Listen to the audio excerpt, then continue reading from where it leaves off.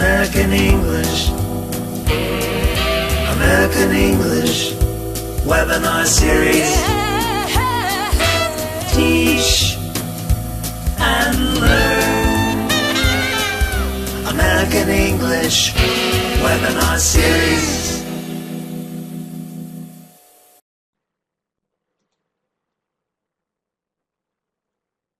Welcome to the American English webinar series brought to you by the American English team in Washington, D.C.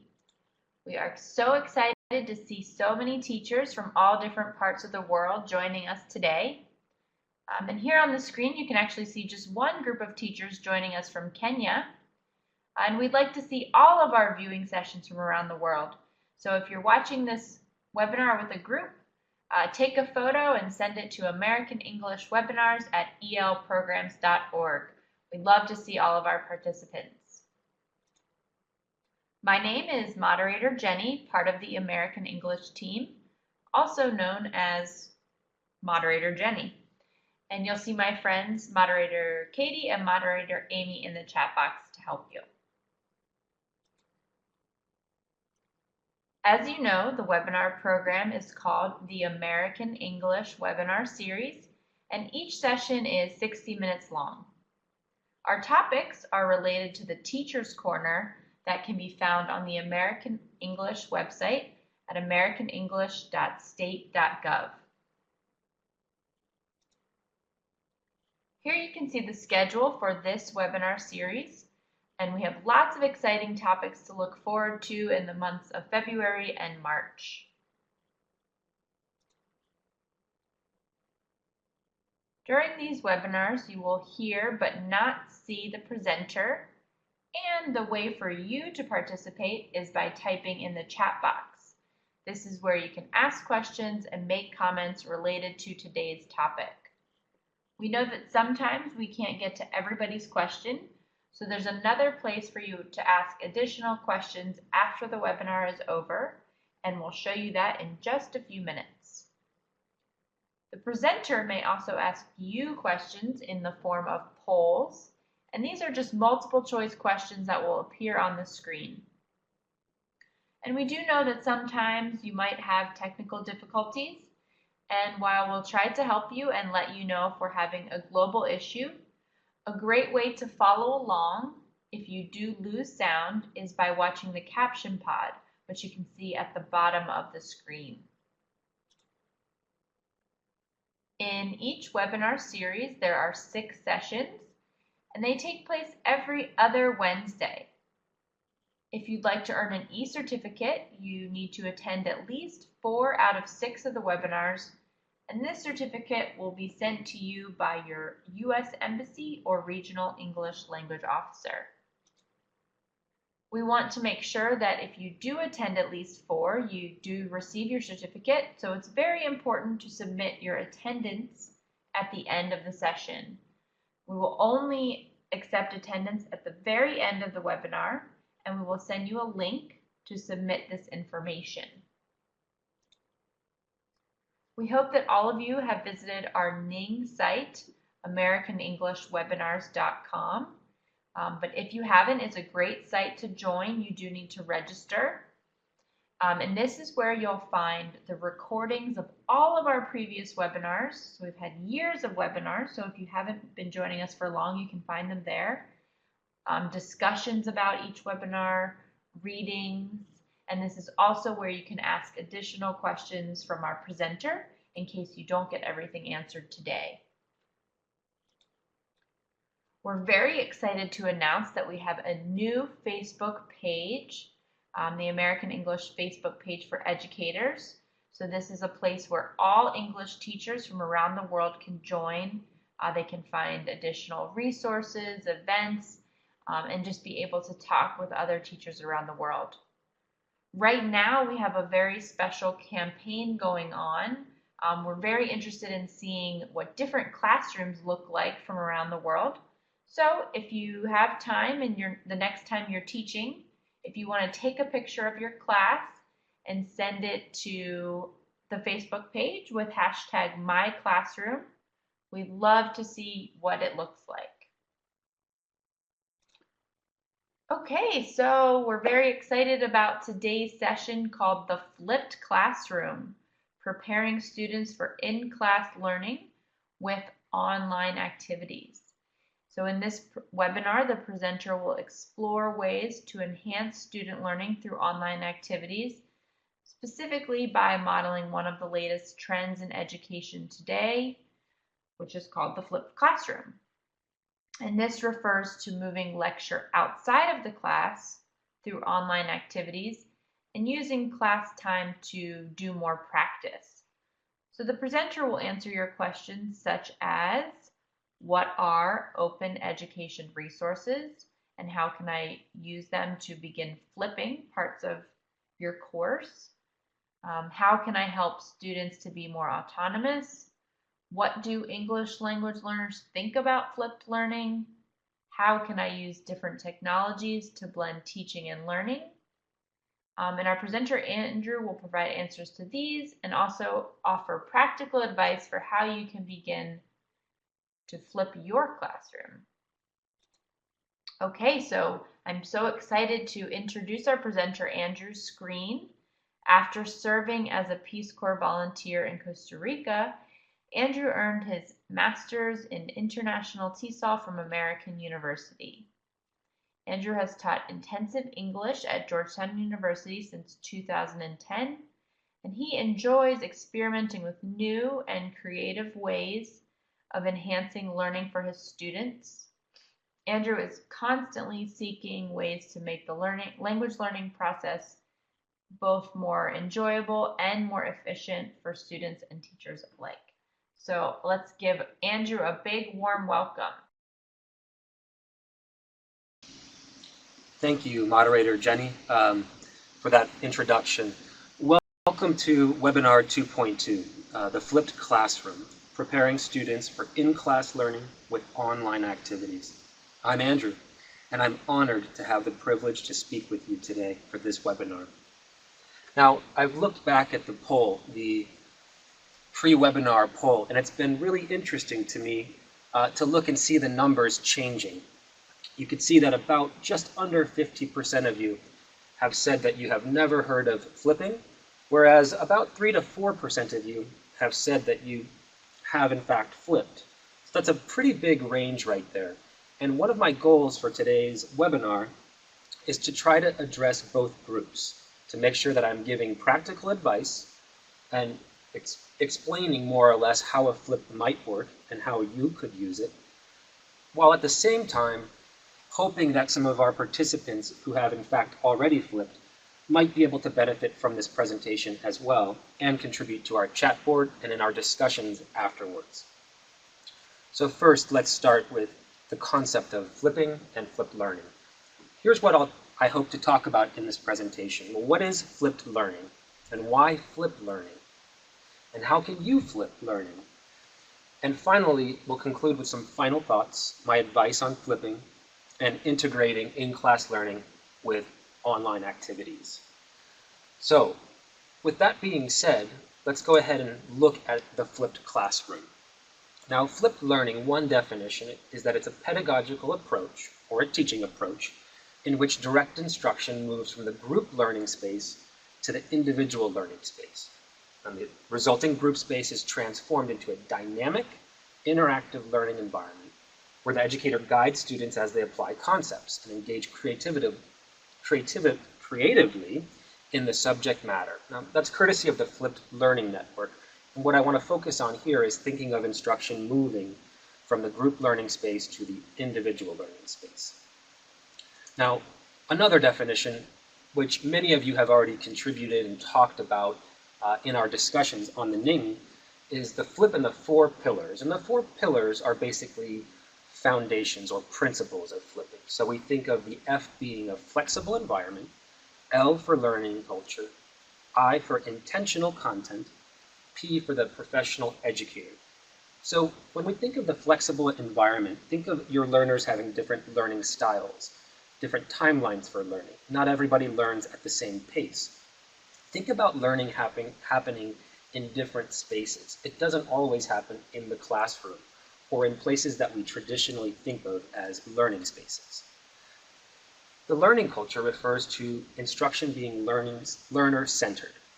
Think back to more of the traditional approach of the teacher being centered and giving information. Instead, in a flip, the instruction is in fact revolving around the learner.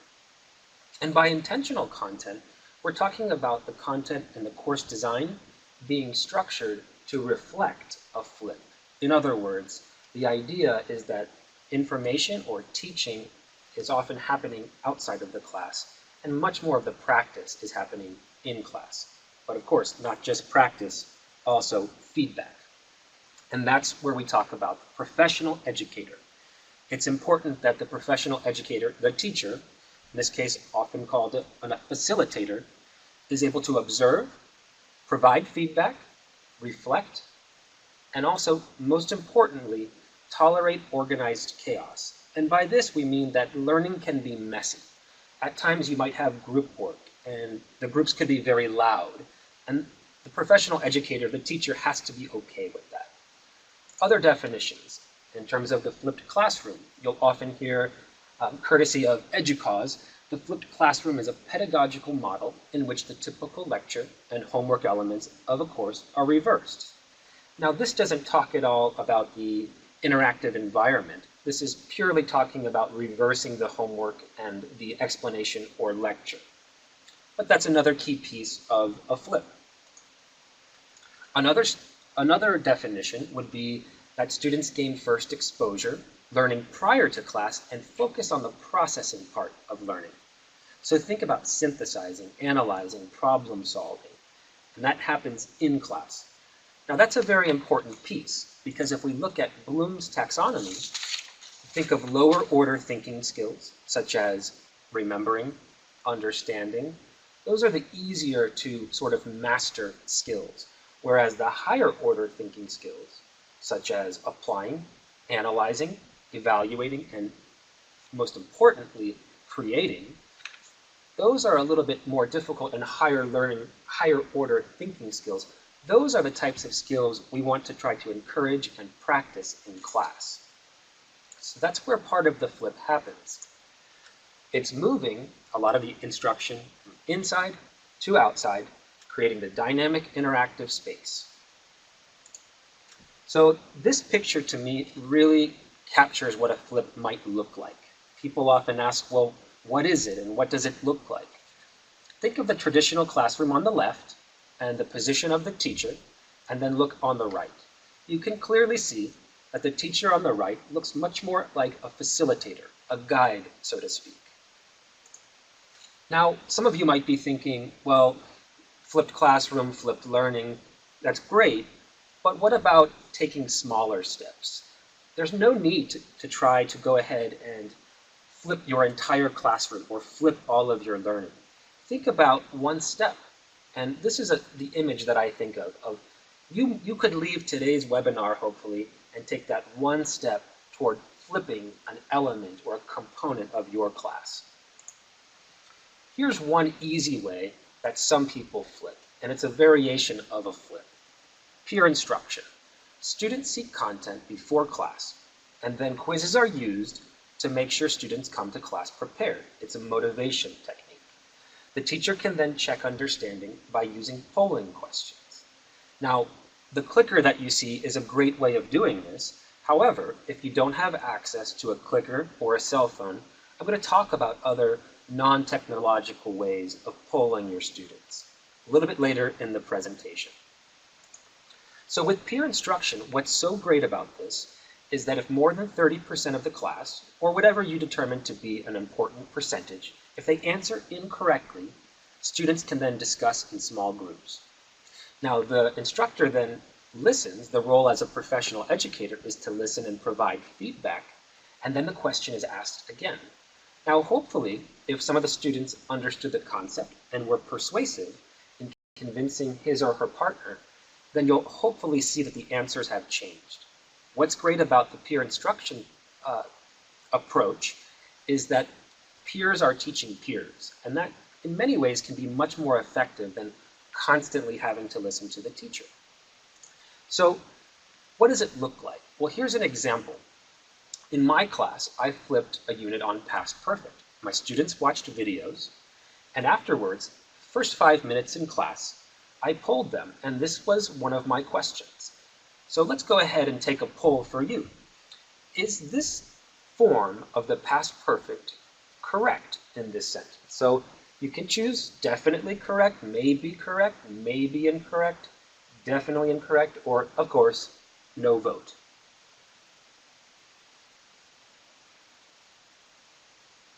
It looks like there are some very opinionated people. I see a lot of you are very heavy on the definitely correct. You have 100% confidence, and there are some who are definitely incorrect. I'm sorry, it's definitely incorrect, which is about 87%, and the 7% which are definitely correct.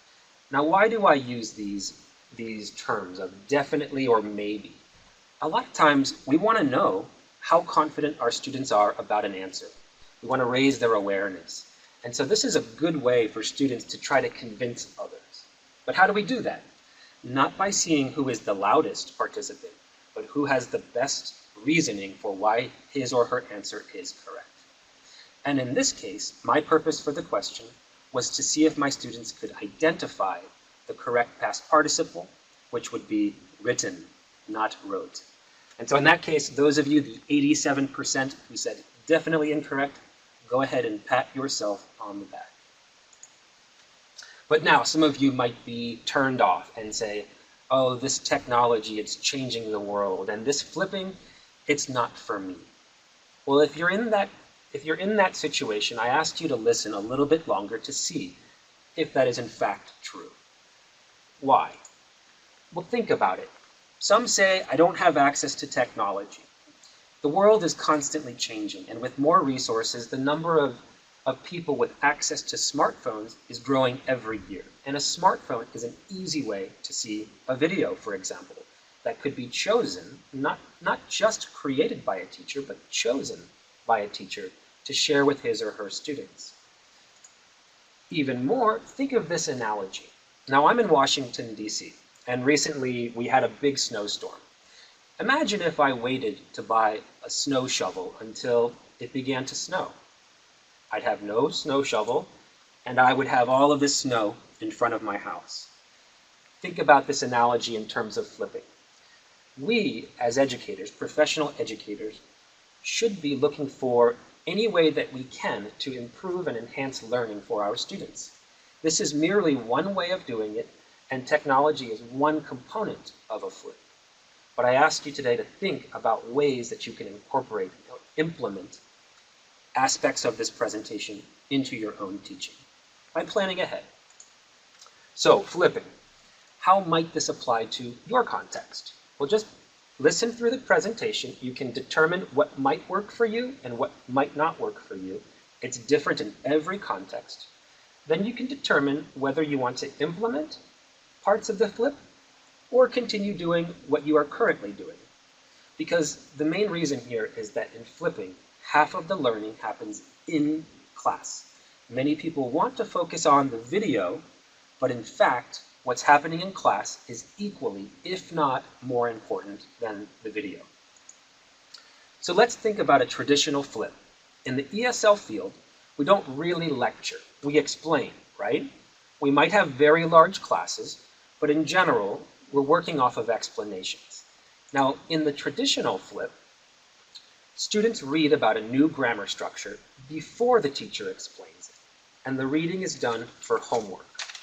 So thinking about that, go ahead and just raise your hand if you do this. Do you assign reading and then possibly explain it in class?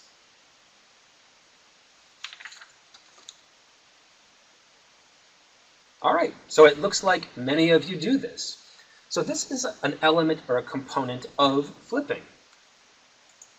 So Robin Brinks Lockwood at Stanford University says, students read at home, they do activities, and check answers with a partner in class, and then write, read, and practice and interact in class. That's a big piece of the flip. The writing, the reading, the practicing, and interacting are higher order skills. So a lot of what she's talking about as well is that our textbooks have value. There is no need to completely change everything we're doing in favor of technology. but we can think of other ways to make learning more interactive for our students. So at this point, we've talked about flipping, flipped, all these different terms, but basically just think of instruction moving outside of class and inside of class being more of the concept checking and practice. Now why? Why do we do this? Why do teachers decide to flip learning? Well, I can tell you my story. I flip learning because of time. I flip learning to make my students hopefully more autonomous learners.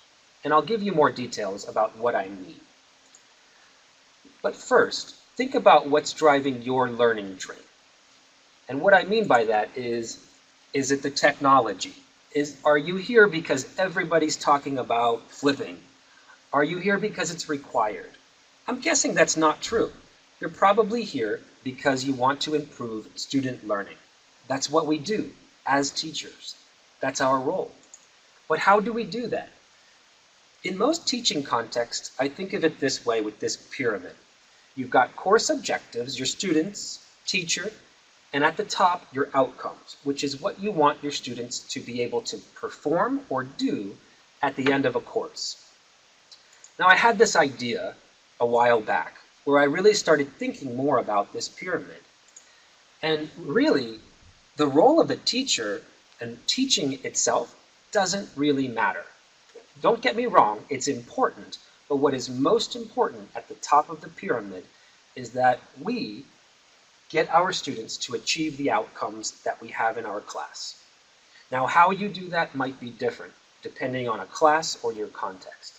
But I think if we keep that in mind, the approach, the method that you might use can vary. So think about it. Why flip? I said time. Now, for me, this is a very powerful quote. We didn't get to that because we didn't have time. Let's go ahead and just take a poll. How many of you, yes or no, have ever said that during a class or after a class?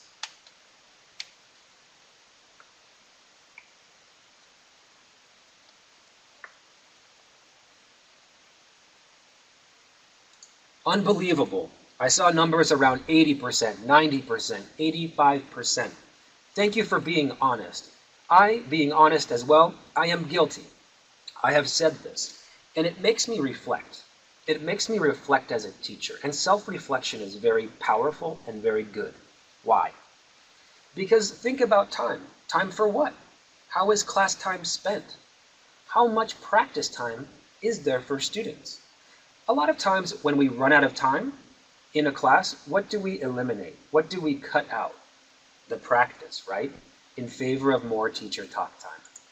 So really, in the flipping, practice is the key. And you've got to know why you're doing it. You've got to know why you're flipping. Now, for me, Derek Bruff from Vanderbilt University wrote an article, and it was titled, "I've flipped my classroom, now what?" It's interesting that he had to write this article for other people because they had the questions. To me, this is shocking, because if you don't know why you're flipping, then it doesn't make sense.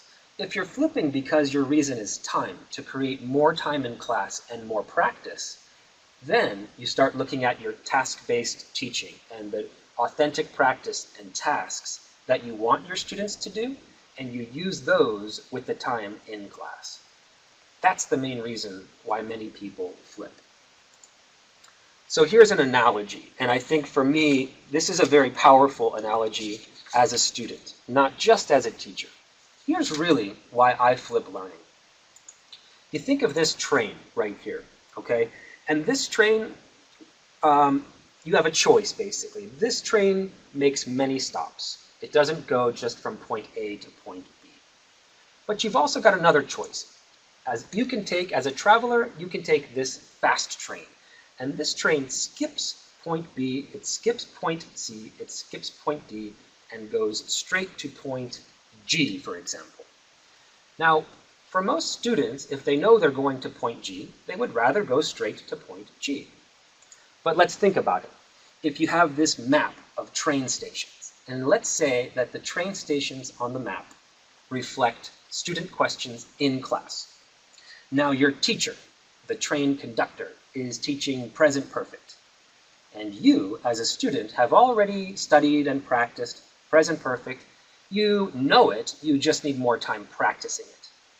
But the conductor is spending a lot of time teaching or explaining the present perfect on the first day of class, and a lot of students have never studied it, and they're asking questions. Again, the questions represent train stops. How do you feel as a learner? All you want to do is take your trip to present perfect town and practice, and yet you can't because of the train stops. To me, we've all had that feeling as a learner, on the strong end of being frustrated and bored, and on the maybe the lower end where we've been a little bit lost. So what flipping really does is it helps to pace your learning and teaching. It makes it more individualized.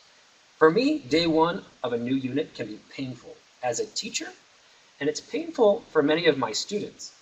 So what I try to do to not make them bored or not lost is eliminate the day one fear and surprise by evening the playing field. Evening the playing field means that everybody starts more or less at the same starting point.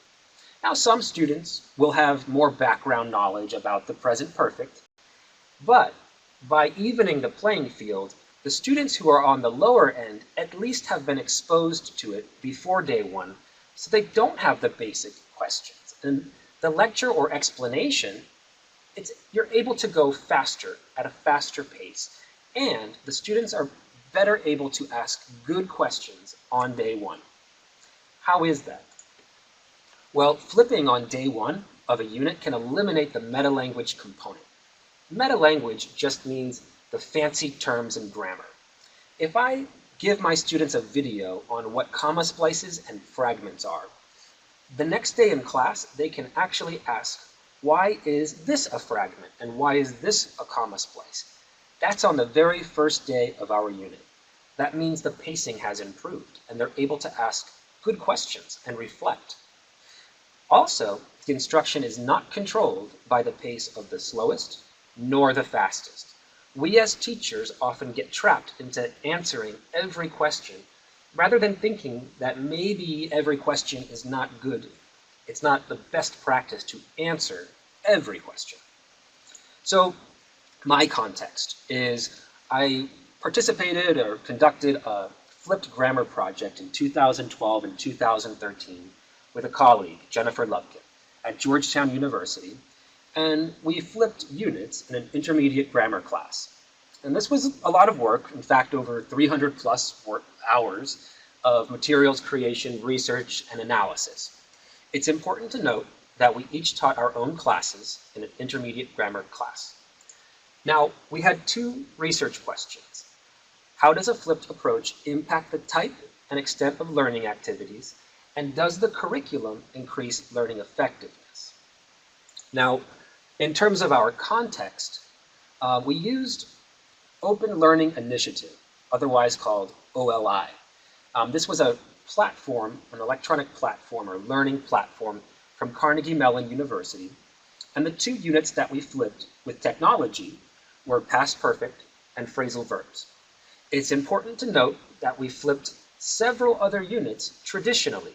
So for those of you who do not have access to technology, a lot of the ways that we flipped many grammar structures was by giving grammar charts and readings as first exposure to the grammar before getting into the unit. Okay, so further points about our context. The students watched the videos and completed their homework in the learning platform, OLI. Now, in class, we did concept checking with clickers, and then practice and feedback was provided. Now think of it from a low-tech standpoint. Instead of using the platform, during those units, students read grammar explanations and charts in the textbook and completed exercises. So with OLI, it was nice because we were able to see what the students did for work outside of class. We could track their learning with percentages for each question. Now, this was a nice luxury that technology provided us. In addition to that, we could see that I could track individual students and see who had participated in the homework. I could see which problems students were having. That way, you can think about it. When we came to class the next day, I had already looked to see what they had done, and we were able to discuss the problematic points. It is such a great luxury because when you think about it, time. We don't spend time focusing on every practice problem. If the students understood it, I didn't talk about it. And what does this do? This enables students to have a better opportunity to reach the outcomes of the course. Why? Because it means more practice. Now, at this point, you might be thinking about what the students think about this. What do English language learners actually think about flipped learning? I've been watching the chat box and listening to a lot of people, and there's a lot of excitement about it. But does that translate to all of the students? Well, it was a mixed bag. In other words, there were diverse reactions to the flipping approach. On the positive side, many students liked the platform, OLI.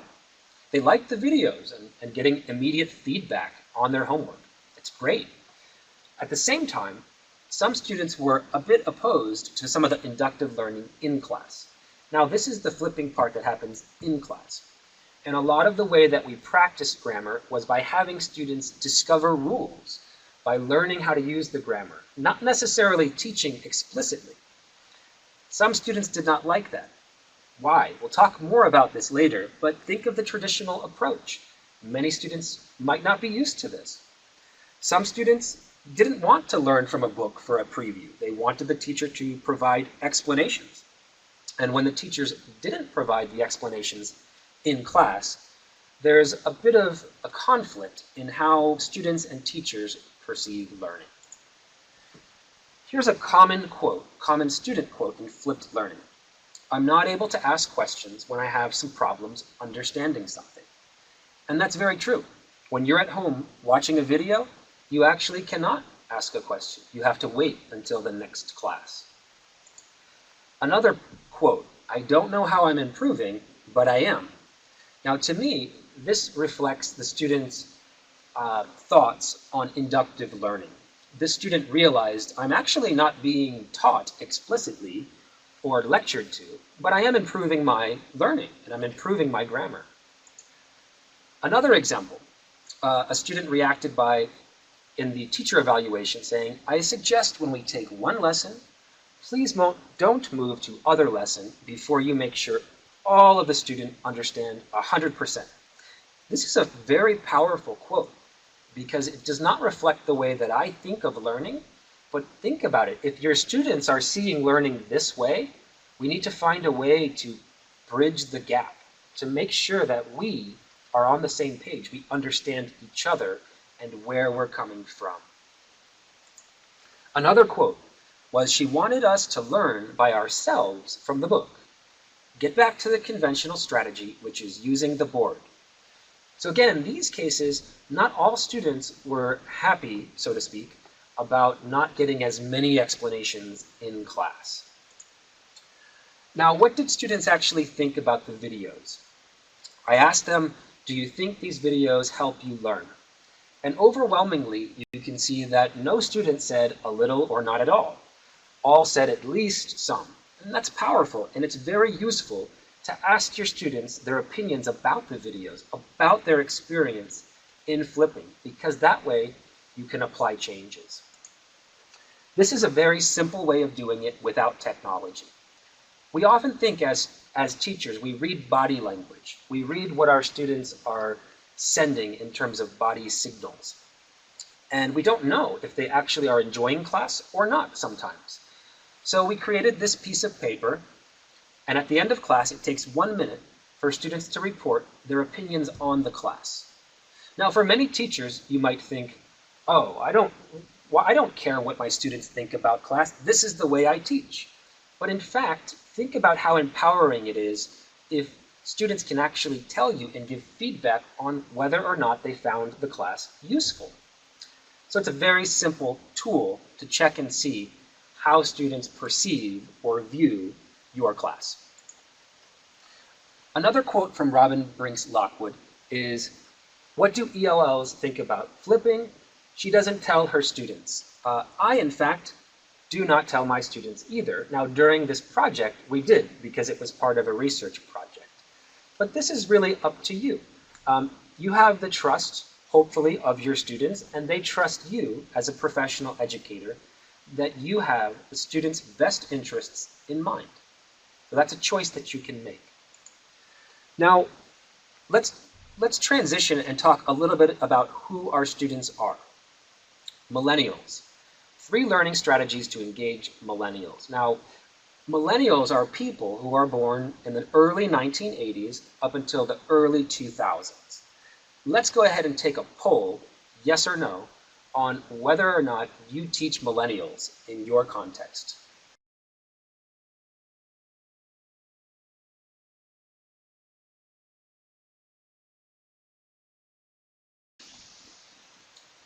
Okay, I don't even know why I asked the question. It looks like almost all of you do. And if you don't, there's a good chance you will. Why is that important? It's really important because we need to engage millennials. Many people think that videos are great, but it's not just videos. You've got to be aware of how long your video is. How concise is your video? How exciting is your video? You cannot just take what you're teaching in class on a chalkboard, film it, and send it to your students and expect them to enjoy it. So let's go back and think about some of the letters in FLIP. The trust in the student relationship with the teacher, in my opinion, is in fact more important than the technology. Why? Because again, the in-class interaction with the teacher will not be replaced.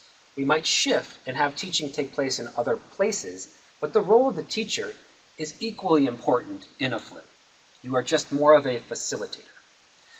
Now the L, which is the learning culture. We think of different learning styles. If you know that your students prefer videos, it might be a good way to engage them. If you know that some students really like reading from a book, then you can find ways to reach them. But we've got to keep in mind learning preferences and styles. Moving on to the intentional content, this really just means that the idea behind this approach is that it be through a flip. That flipping happen by shifting the instruction outside of class and practice inside of class. And that when you're doing that, you've got to be aware that some students might not be used to that. So in that case, you might want to explain in some ways why in fact you are doing that, and that you have their best interests in mind. Again, because the perceptions are different. The way that I perceive learning is often very different from how my students perceive learning. So we have to have that dialogue. We actually have to have that discussion so that we understand each other. My students often think of learning as this. I don't really see this as learning. I see this as teaching. For me, this is learning. In the title of the presentation, learning to me is in a group. You can learn in a group. It's an adventure. It's exciting. Learning means getting yourself dirty, getting yourself muddy. But to many students, it might not be. And so we need to have that discussion. Now, another way that we can get feedback from students is through surveys. And for me, I asked 34 students in my grammar classes, advanced and intermediate, would you rather read a grammar explanation in a book, read a grammar explanation online, or receive a video link? Let's go ahead and take a poll and see what your preferences are.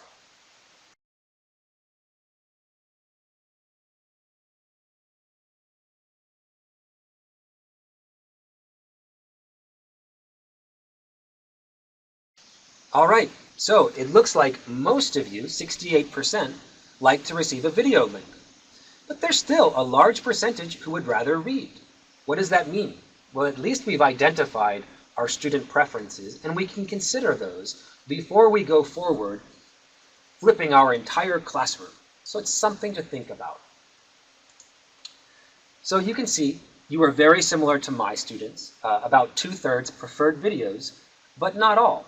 It's important to keep in mind. Now, some of you might be thinking, well, how do I make the videos exciting?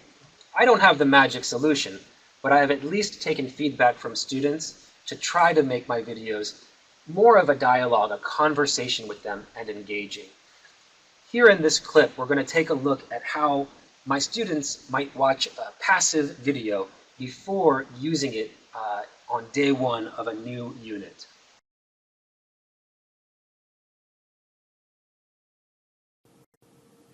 Where were you born? Just for fun, go ahead and answer in a complete sentence. I was born in Virginia. In other words, my mother bore me in Virginia. Sounds pretty funny, doesn't it? That's because the verb bear, the past tense is bore, and the past participle is born. Just like for the verb wear. We've got wear, wore, and worn. You can see this kid is wearing a costume for Halloween. Have you ever worn a costume? And the same thing is true for the verb tear. Tear, tore, torn. So you can see a pattern happening.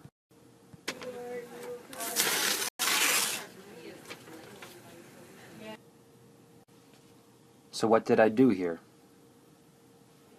Yeah, I tore the paper. So this is just an example of how students might be introduced to the passive. Now that video was approximately 7 minutes, and it's not going to solve all the problems of the passive. But my idea by the end of that video is that students come to class on day one at least understanding how the passive is formed. Not the meaning, not the use, but how do they form it. And again, that's on the low end of Bloom's taxonomy of skills. Now, I've talked a lot about what flipping is, why people flip. Let's look at how to flip. Now, there are two different roads you could take. One which includes more technology, and the other which is a more traditional, simplified approach. And both can be very useful. Now, these are a lot of the resources that I use when I'm using technology in order to flip elements of my class. I've posted other links in the Ning, and I welcome you to explore them and participate in the discussion. Now, for those of you who might be flipping with less technology, one possible approach could be, if you know you don't have internet access, that you might be able to download YouTube videos and then access them later with a memory stick, for example. Another approach could be about polling. Now remember, earlier in the webinar I talked about polling. Now I poll every day in class without technology. I ask students to show fingers or hold up colored paper. So for example, if they want to answer A, it's 1, B, it's 2, C is 3, and D is 4. Now, just for fun, let's go ahead and take a poll here. You've got global temperatures, blank, for many years. Say, are rising, rose, have risen, have raised? Okay, if we were taking a poll, some of you might say A, B, D, not quite sure. But this is really fun for my students because even though they're not using technology, I love it because I get to see, in fact, what each student thinks without being persuaded by other students. So a very simple way, again, to flip without technology. Another approach could be just thinking, well, should I really be flipping? Mostly because, for me, it's really effective because for me, creating video means I can sometimes make it more engaging than just the teaching part. I can make stories more interesting with pictures. Students can actually go back and rewatch the video. And then afterwards, really, you don't get caught giving explanations in class as a teacher without really having thought about the grammar. Students often don't like that because it means your explanation is longer. And I don't know about you, but I'm not a very good artist. So finding better pictures for my videos is more appealing to my students. Another approach when you're flipping with less technology is to think about how to model for your students. Now, I mean, how do we demonstrate effective strategies?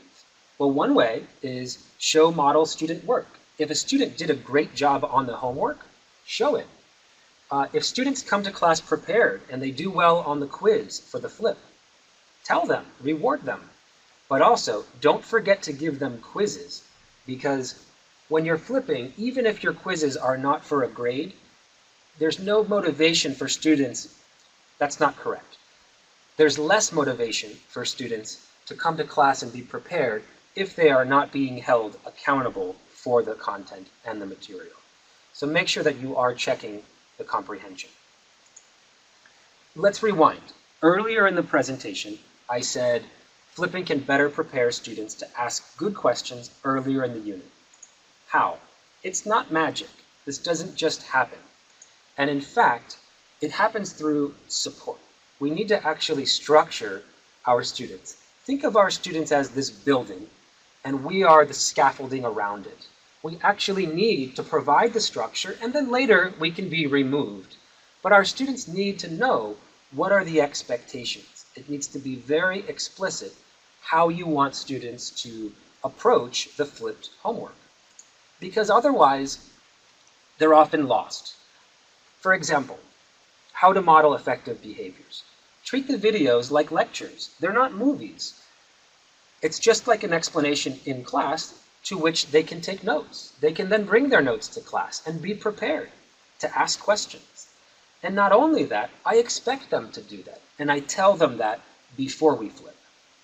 Now, if you're in a situation with less technology or none, think about it for reading assignments. If you give your students grammar charts or readings, tell them to highlight it, show them how to take notes and annotate. Force them to bring questions to class. Don't just ask them to.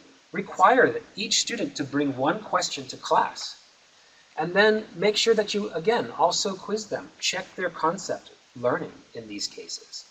These are a couple of the ways. And again, why do we do this? I tell you from experience.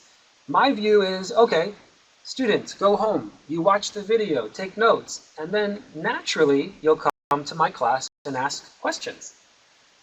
We know that's not what happens. Students think of it this way. I have a question right now. I'm doing the homework right now, and I need an answer right now. And they don't necessarily write down their thoughts or questions. And they come to class and they've forgotten. So now you might be asking, well, how can I help make my students more autonomous learners, more independent learners, in other words? For me, this is a classic student quote. I had a student ask me, "Are you going to teach us?" I laughed first, but then I thought about it and I reflected, and it really made sense. The student really assumed I was not teaching, which is somewhat true. Because think of the Chinese proverb, your teacher can open the door, but you must enter by yourself. If we're thinking about really learning, not just teaching. So that's where, again, the teaching and the learning diverge in some areas, or they go separate ways. They're not necessarily always one and the same. Now, thinking about class time, another classic student quote. This is a great one for a poll. We know the grammar, we just need to practice it. Have you heard this in your class or after class, in any class? Go ahead and let's take a poll, yes or no. I'm sorry, raise your hand if you have heard this. I knew it. I'm seeing a lot of hands go up. It's true, and students are not wrong. Oftentimes they do know it. Think about it, remembering grammar. Think about memorizing grammar or identifying it. It's very different from being able to use it. So give them some credit, our students. So let's look quickly. There are different ways that we can teach. For example, a structure like present perfect. You could do it with a PowerPoint, a chalkboard explanation, a handout, other. Now, another option could be, in the flip, you could give them textbook explanations or video explanations. Maybe have the students discover the grammar. But in a flip, the unit progression often works like this. On day 1, we check for concepts, recognition. Day 2, you can make sure that they understand errors and can identify errors and maybe perform some tasks. And by day 3, we're doing much more of the authentic practice. So that's a typical progression, at least for me, in a flip. What does it look like? Well, it means that I don't explicitly teach the present tense. We flip, we talk about reasons for why it's used and discover it, and we spend more time actually doing an interview. Because in an interview, students actually need to use present tense to say, I'm from this place, I work here, I study here. You actually need to use present tense to describe your characteristics. Now, the role of the teacher, again, is to provide feedback. So we can't just do these tasks in class, these interviews, without having feedback, because the students want and need the corrective feedback. So the practice plus the feedback hopefully should equal engaged students. I don't know. This would be a good question for later at some point, but do happy, engaged students mean better learners? Let's go ahead and take a poll. Do you think that happy, engaged learners are more effective or better learners?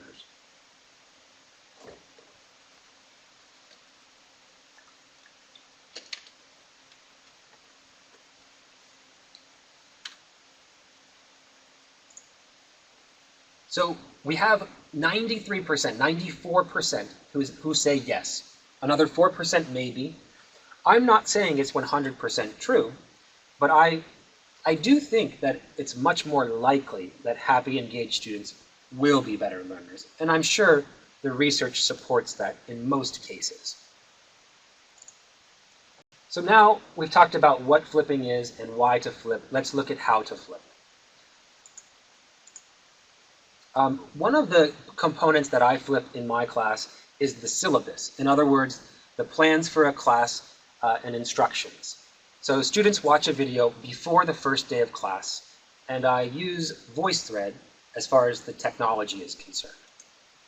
So it looks like this. My students can actually see I've shared the syllabus with them. They can read it, and they hear me explain it, so they actually get to meet me before the first day of class. And why do I do that? Because really the syllabus takes potentially 15, 20, or 30 minutes in class. Now imagine millennials listening to that. It can be boring. It could be the same information if you have continuing students and new students in the same place, the same classroom. Now, another way you can do this, one is through Voicethread, clearly. It's great because then they come to class and they're able to answer questions, polling, check their understanding of the syllabus. It's like a game. It's a form of gamification. And I'll talk more about what I mean by gamification in a minute. But let's just say, for example, you don't want to use the technology. It's a traditional approach. Maybe you might flip your syllabus and have students actually read the syllabus for homework, come to class, answer questions about it in class so that everybody's clear about your class policies.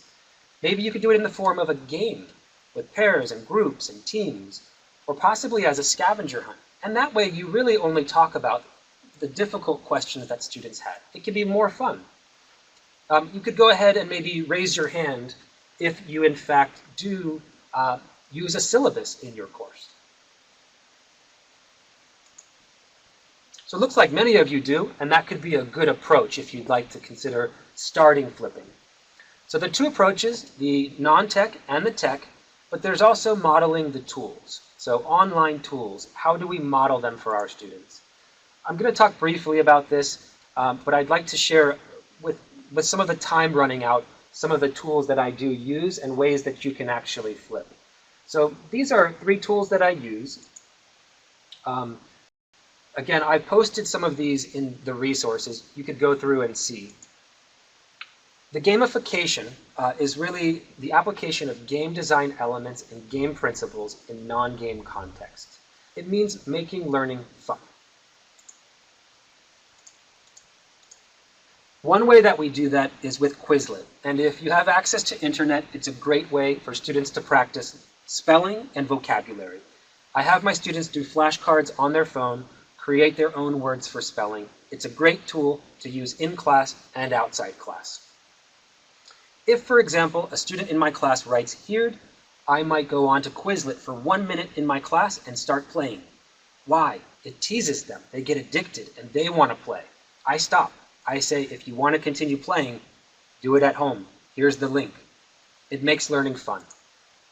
Another is Dragon Dictation. It's a dictation app, and you can find other resources in the Ning. One document that I use every day in class is shared class notes in a Google Doc. If you have access to Google Drive or Gmail, this is instead of writing on the chalkboard. I write in a Google Doc and I share it with all of my students.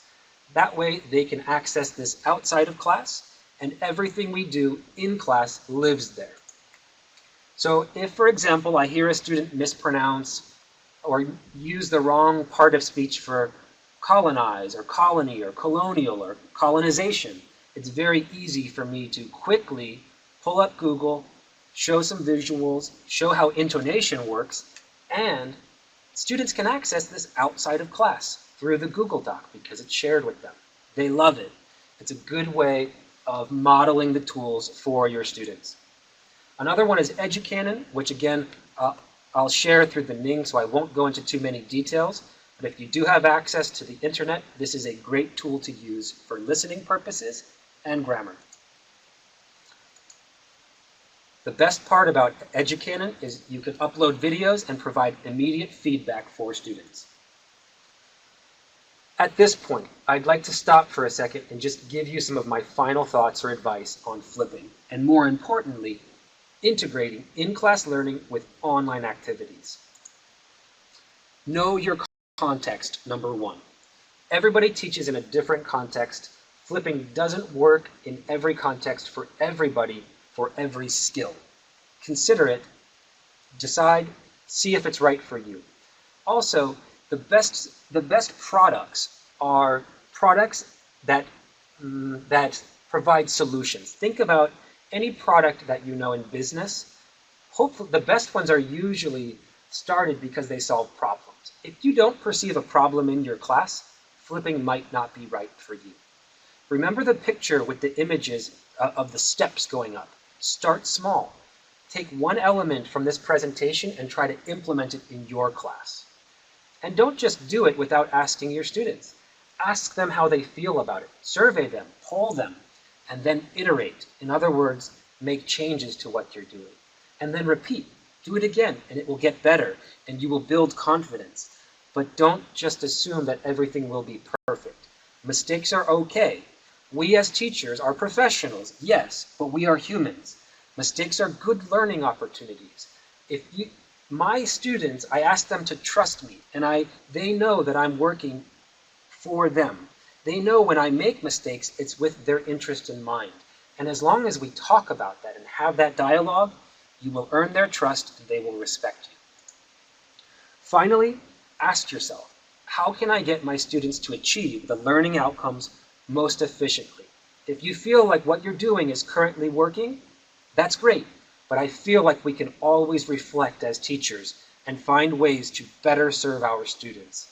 Hopefully you found some of these ways useful, and regardless of the technology, you can implement or apply them in your own teaching context. I had a great time speaking with you today, and I look forward to participating on the Ning afterwards. Here are some of the sources that I used. Thank you very much.